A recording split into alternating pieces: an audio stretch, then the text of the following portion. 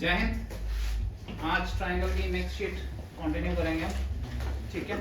Questions की difficulty आज थोड़ी सी लाइटर साइड पे।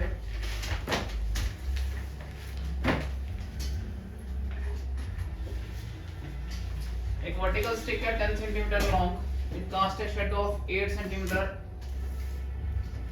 साइज। सो 10 सेंटीमीटर की स्टिक है, उसकी शेडो 8 सेंटीमीटर की है। उससे उसी पोजीशन पे याद रखिएगा, जब सन की एक पोजीशन होती है तो उसका एंगल जो रहता है वो कांस्टेंट रहता है किसी भी ऑब्जेक्ट के लिए। यानी अगर एंगल कांस्टेंट है तो उसका tan थीटा भी कांस्टेंट रहता है, यानी परपेंडिकुलर अपॉन बेस कांस्टेंट हो जाता है। अब वो बोल रहा है एक टावर है जो काफी बड़ा है, उसकी शेडो बताओ कितनी होगी। उसकी शेडो शायद ये टावर का शेडो ऑफ 30 मीटर्स, तो ये बताना आपका x कितना होगा, ठीक है। राइट एंगल ये बराबर हो गया, ये एंगल बराबर हो गया, तो सिमिलरिटी आ गई दोनों के बीच में। सो 10/x, मगर याद रखिए ये सेंटीमीटर में है और ये 8 सेंटीमीटर में है। अगर तो 30 अगर मीटर में है तो ये भी मीटर में आएगा, यूनिट सेम रहेंगे। समझ आ रहा है आपको? ये सेंटीमीटर टू मीटर है, ये भी सेंटीमीटर टू मीटर में रहेगा, तभी यूनिट्स कटेंगे। यूनिट्स हम काट सकते हैं, मीटर मीटर से कट गया, सेंटीमीटर सेंटीमीटर से। So 10/x is equal to 8/30। So 10 into 30/8 आ गया x। 2 4s 8, 2 15s 2 2s 5 75/2 हो गया 37.5 आ गया आंसर। थीटा ऐसे बराबर भाई जब एंगल इंक्लिनेशन सेम होती है एक टाइम पर, सन की इंक्लिनेशन सभी रेट्स के लिए सेम होती है, तो ये एक ही टाइम की बात हो रही है, इसलिए ऐसा क्वेश्चन जब भी आता है सेम टाइम की बात पे कर रहा है, इसलिए सभी की इंक्लिनेशन सेम होती है। ये ट्रिग्नोमेट्री में भी आता है, ये सिमिलरिटीज में भी आ सकता है, दोनों तरीके से हो सकते हैं।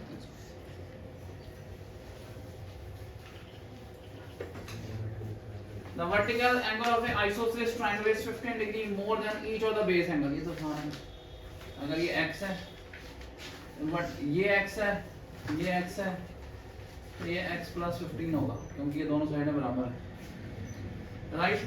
So 3x plus 15 is 180। 3x is equal to 165। x is equal to 3 5s are 15, 3 5s are 15।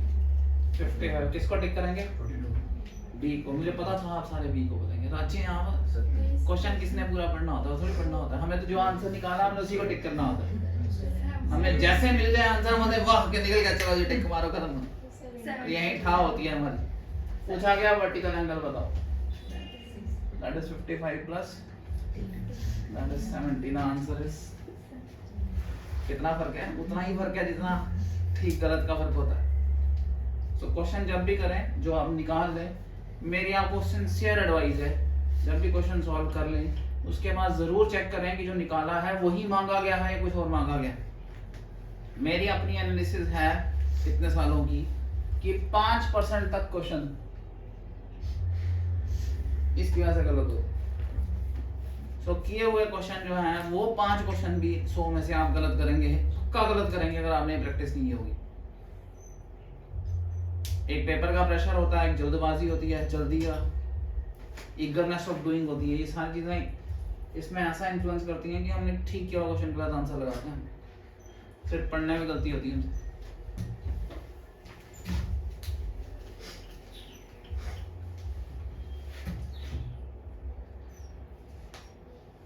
Statement assertions: if two triangles are congruent then the corresponding angles are equal। बिल्कुल ठीक है, अगर दो ट्रायंगल्स कॉन्ग्रुएंट होंगे तो उनके corresponding parts equal होंगे, corresponding angles भी इक्वल होंगे, ठीक है। The two congruent triangles have equal area या सेम एरिया, ये भी ठीक है।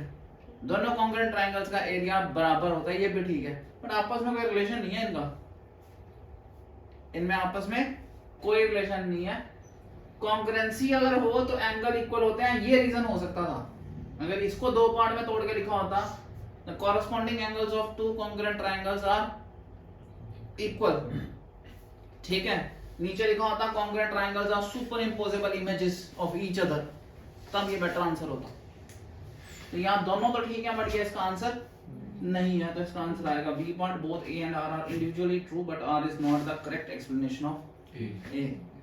पॉइंट समझ आ रहा है आपको? ठीक। In the figure shown above, DE is parallel to BC and the ratio of the areas of triangle ADE to trapezium BDEC is 4:5. इसका एरिया ऑफ ट्राइंगल ADE, इसका एरिया और इसका एरिया, इनका रेशियो दिया हुआ है 4:5, इसी का दिया हुआ है। मैं आपको एक चीज बड़ी इंपॉर्टेंट बता दूं, मैंने ये ट्रायंगल्स में बताई है। If two triangles are similar then their ratios of areas are the ratios of their square of corresponding sides, square of their corresponding sides। ये जिसको नहीं पता वो क्वेश्चन नहीं कर पाएगा।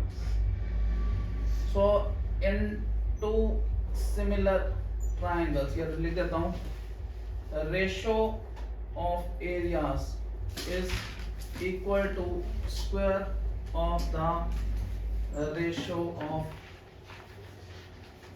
corresponding sides। याद रखिएगा। अब इसमें भी 3-4 चीजें समझने वाली हैं। आपको DE is parallel to BC दी है, तो जब भी दो साइड्स पैरेलल दे देंगे तो this side by this side is equal to this side by this side, basic proportionality theorem, and the center angle is equal, right? So triangle ADE will be similar to triangle ABC, right? So AD by AB will be equal to DE by BC is equal to AE by AC। और अगर आप इनके square लेते हैं तो this will be ratio of area of triangle ADE by ratio of area of triangle ABC। अगर ये 4 हिस्से दिया है, 4x हिस्से दिया हुआ है, तो ये पूरा, ये नीचे वाला पूरा 5x हिस्से दिया हुआ है, तो पूरा कितना हो जाएगा? 9x हो जाएगा। So this is 4x by 9x। अब आपसे पूछा क्या हुआ है? पूछा हुआ है DE टू BC क्या है, ये पूछा हुआ है। सो DE बाय BC का whole square is 4/9। DE by BC will B,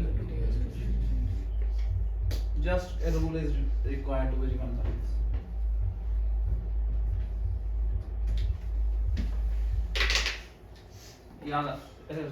याद रहेगा भाई सबको? चलिए अगला करें। रब कर दूं? एक चीज और समझना, जो दो सिमिलर ट्रायंगल्स होते हैं ना, उनमें जो साइड्स का रेशियो होता है वही एंगल बाइसेक्टर्स का रेशियो होता है, वही मीडियंस का रेशियो होता है, वही एल्टीट्यूड्स का रेशियो होता है। So in two similar triangles the ratio of the sides is same as the ratio of the altitudes, same as the ratio of the medians, same as the ratio of the angle bisectors. तो ये उनको भी हम use कर सकते हैं, जरूरत पड़ेगी।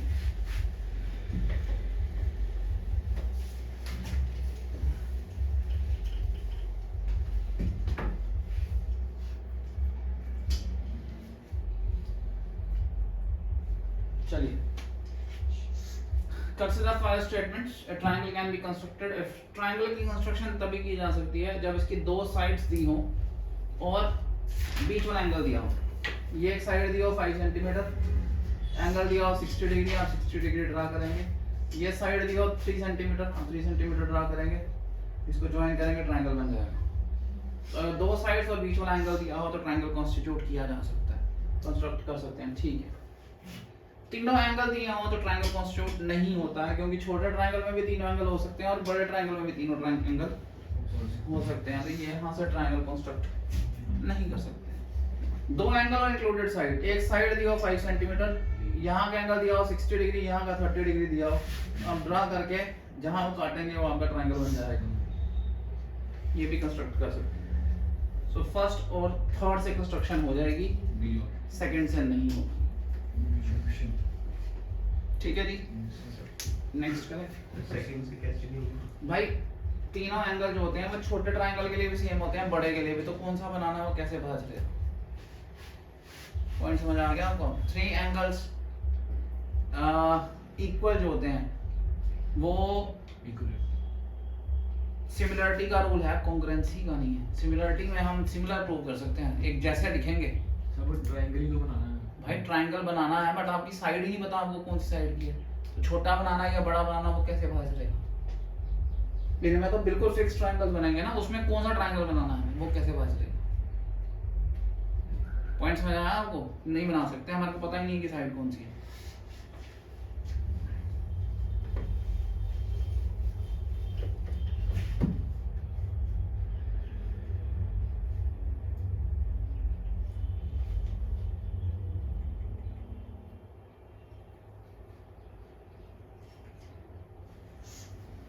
ठीक है जी, ये आपको दिया हुआ है ए बी दी हुई है, A B E F and C D are parallel lines, तीनों लाइनें पैरेलल दी हैं, दिस दिस एंड दिस। ठीक है, और ई जी आपको 5 दिया है, ई जी ये वाला आपको 5 दिया हुआ है। ठीक है, फिर जी सी आपको दिया हुआ है 10, ए बी आपको दिया हुआ है 15, ए बी आपको दिया हुआ है 15। ठीक है, BC आपको दिया हुआ है 18 और आपको पूछा हुआ है AC की वैल्यू निकालो। आपको AC निकालना है, यहाँ से लेके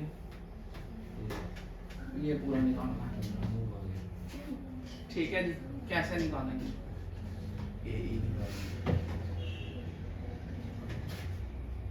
देखो ये ट्रायंगल लेते हैं, छोटे वाला और बड़े वाला, ये पैरेलल लाइन है, ये एंगल इसके बराबर होगा, इसके ये एंगल इसके बराबर होगा, इसके ये वर्टिकली ऑपोजिट एंगल। सिमिलरिटी आ गई, सिमिलरिटी आ गई। नाम आप बताएंगे मुझे, ध्यान से बताना। ई जी एफ है ये और डी और सी है। So triangle E G F is similar to, C के बराबर कौन है? सी डी और जी के बराबर जी और एफ के बराबर डी। ठीक है, तो E G by C G is equal to G F by G D is equal to E F by C D. आपको क्या क्या दिया हुआ है? ई जी दिया हुआ है आपको 5, सी जी आपको दिया हुआ है 10 और आपको डी सी दिया हुआ, ये दिया हुआ है। ई एफ आपका पता नहीं है, सी डी कितना दिया हुआ है आपको? 18, ये निकल जाएगा 5 into 18 by 10 आ गया आपका EF, राइट? राइट, यही होगा। सो कितना आ गया? 5 to the 10 तो 9, तो ये हमारा अब निकल गया 9। ठीक है, अब कौन सा ट्रायंगल यूज करें कि हमारे को साइड्स मिल जाए? हमें AC निकालना है, AC।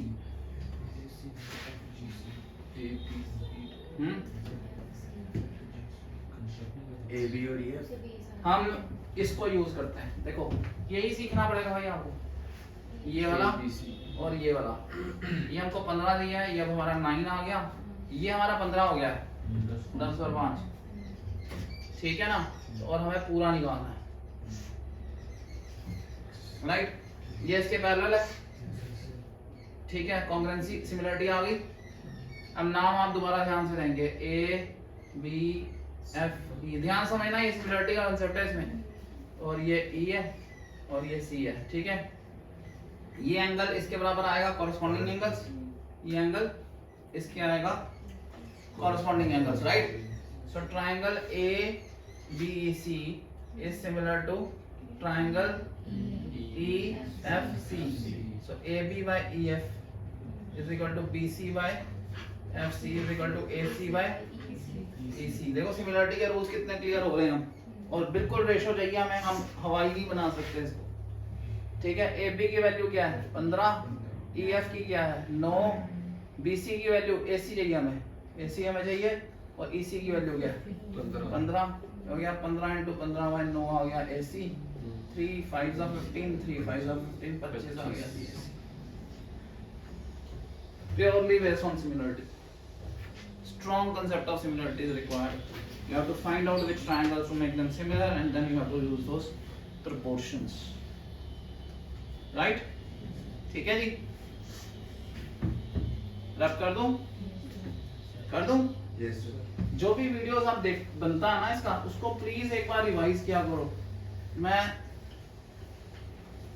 क्लियरली बता सकता हूँ कि आप ये वीडियो घर में रिवाइज नहीं कर रहे हैं,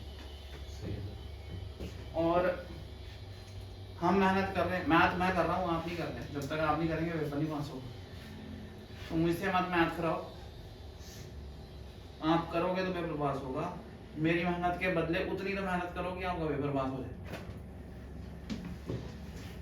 अगला क्वेश्चन,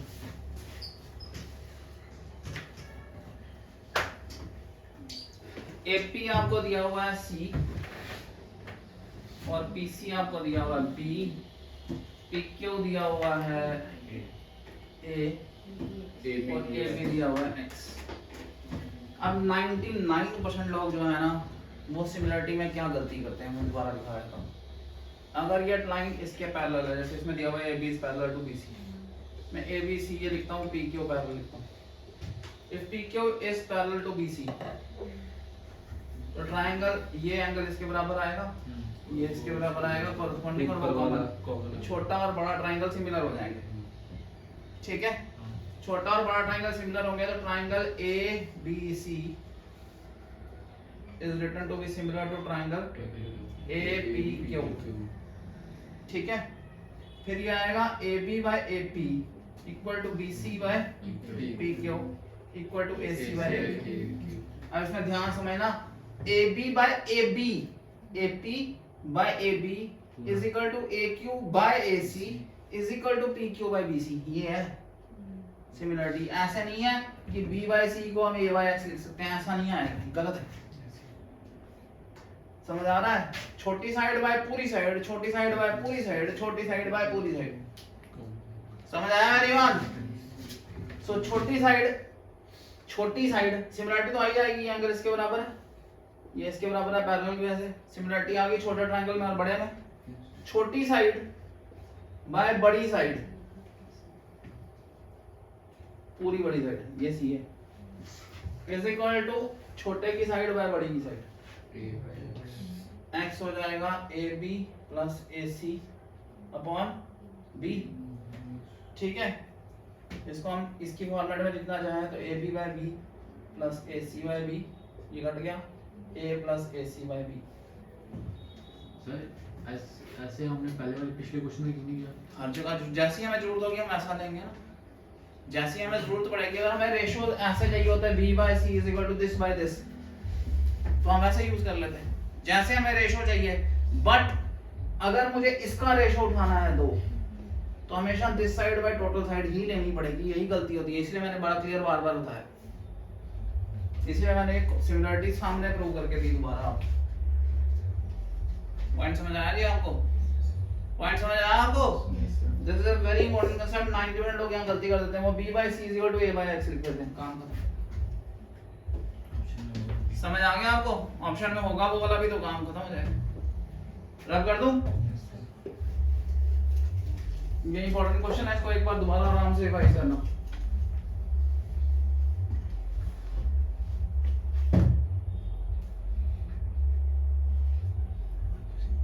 ओके, वो बोल रहा है in a right triangle with side A B and C, A B and hypotenuse C, side A B and hypotenuse C, altitude is drawn, this is altitude is drawn on the hypotenuse x, hypotenuse को इन्होंने is x, अच्छा altitude is x on side c। बोला relation क्या निकलेगा, कैसे करेंगे? a कैसे निकल जाएगा? half of a into b base into altitude is half of c into x। कितना आसान है, अगर दिखे तो AB is equal to CX, अगर दिखे तो एक लाइन, नहीं दिखे लगे रहो। समझ आया जी? Repeat sir. एरिया का फॉर्मूला लगाया, बेस राइट ट्रायंगल का जो एरिया होता है ये बेस है तो ये अल्टीट्यूड होता है। दूसरा फॉर्मूला ये है कि ये अगर ये ट्रायंगल था, अगर ये बेस है तो ये अल्टीट्यूड होता है। दोनों फॉर्मूले लगे यहाँ पर। एक इस बेस पर ये एल्टीट्यूड लगा, एक इस बेस पर ये एल्टीट्यूड लगा, एरिया के फॉर्मूले लगाए। रब कर दूं?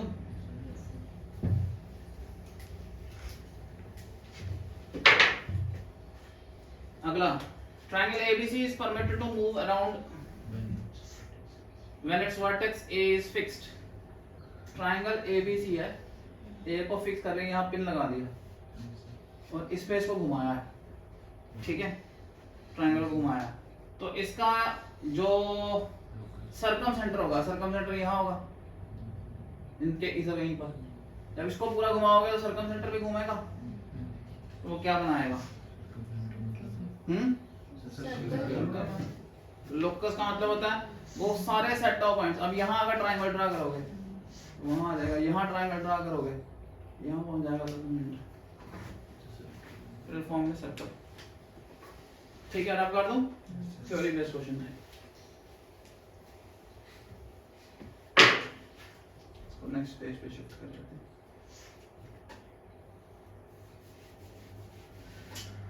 चलिए,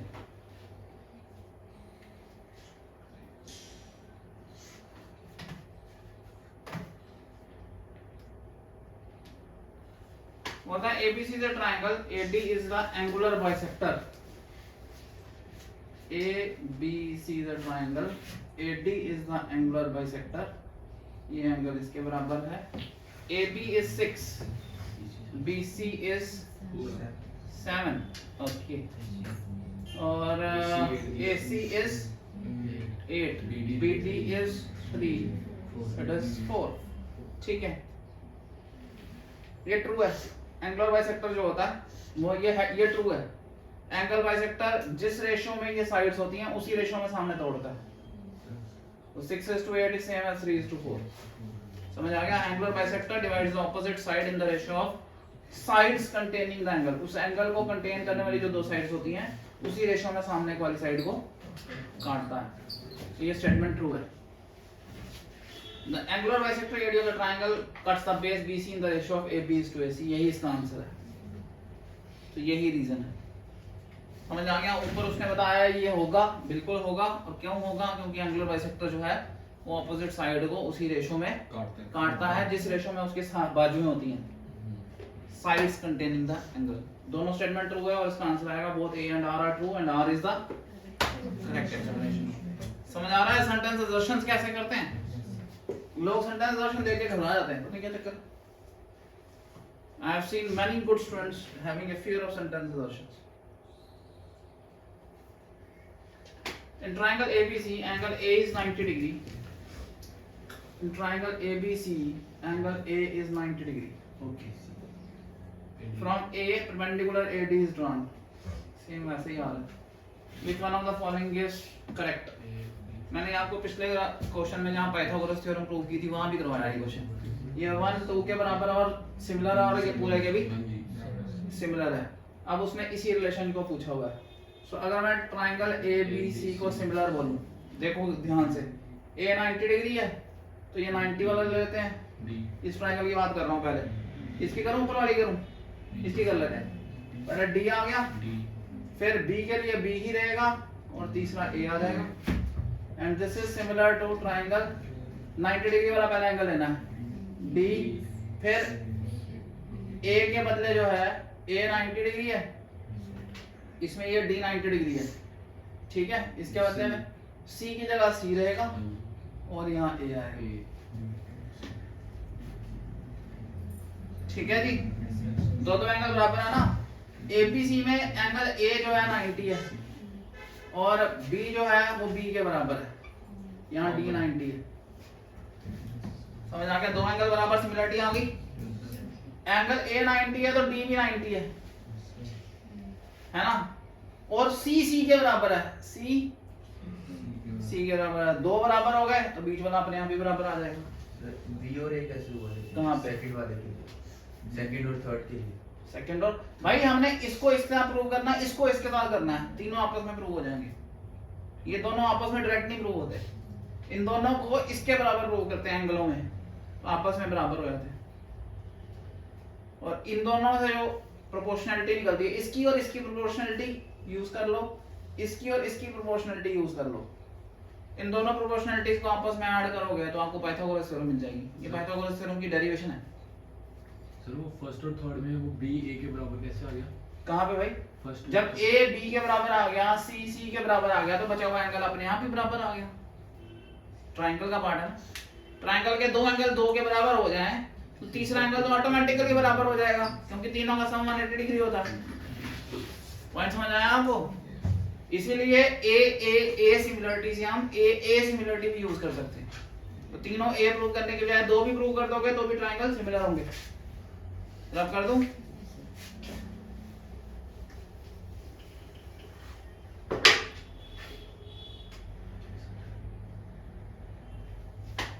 In the given figure, QR is parallel to AB and DR is parallel to QB. What is the number of distinct pair of similar triangles? देखो जी, ये इसके पैरेलल है, ये वाला ट्रायंगल और ये वाला ट्रायंगल सिमिलर होंगे, एक पेयर, ठीक है। ये इसके पैरेलल है, तो ये वाला ट्रायंगल और ये वाला ट्रायंगल भी सिमिलर होंगे, और कोई पेयर नहीं बनेगा, दो ही सिमिलरिटी के पेयर। विजुअल क्वेश्चन था।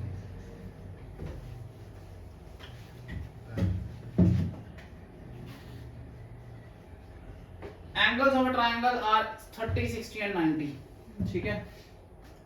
30, 60 और 90, ए बी और सी, ठीक है। तो साइड्स का रेशो क्या होगा? ठीक है, ये साइन फॉर्मूला से निकलेगा, क्योंकि इसके सामने ये ए, इसके सामने मैं बी, इसके सामने सी लिख सकता हूँ। Sine of 30, sine A by A भी लिख सकते हैं, ए बाय साइन ए भी लिख सकते हैं।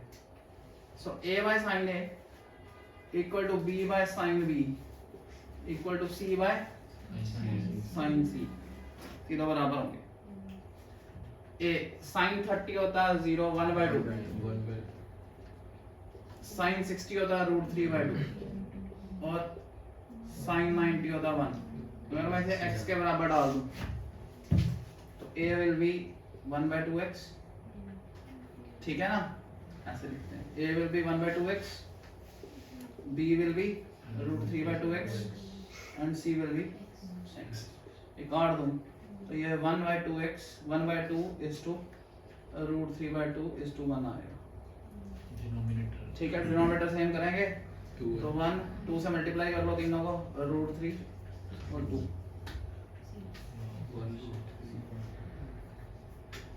रेशो पोर्शन भी लगा, कंसेप्ट भी लगा, ट्रिगोनोमेट्री भी लगी।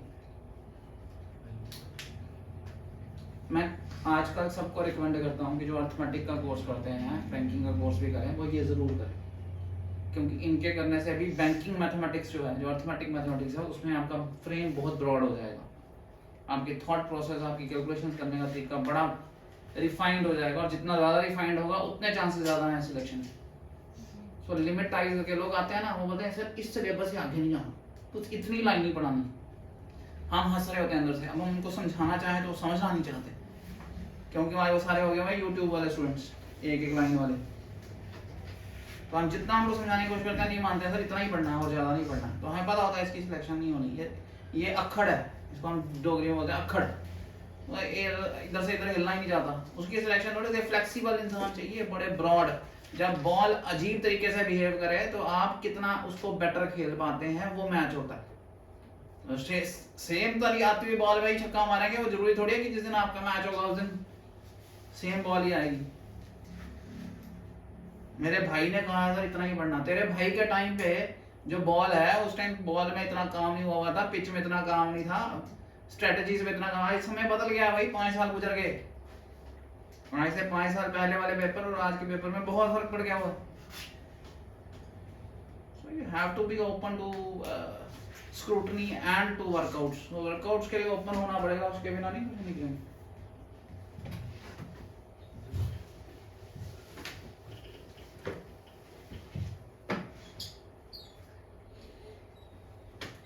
In the figure above, BC is parallel to BC is parallel to DE. If DE is to BC is 3 is to 5.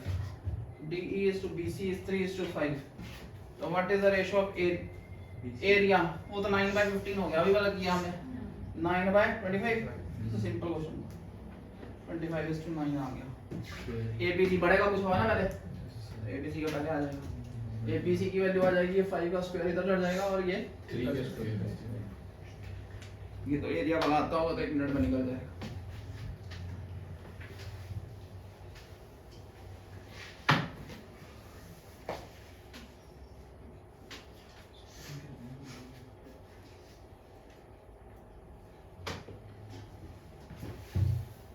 चलिए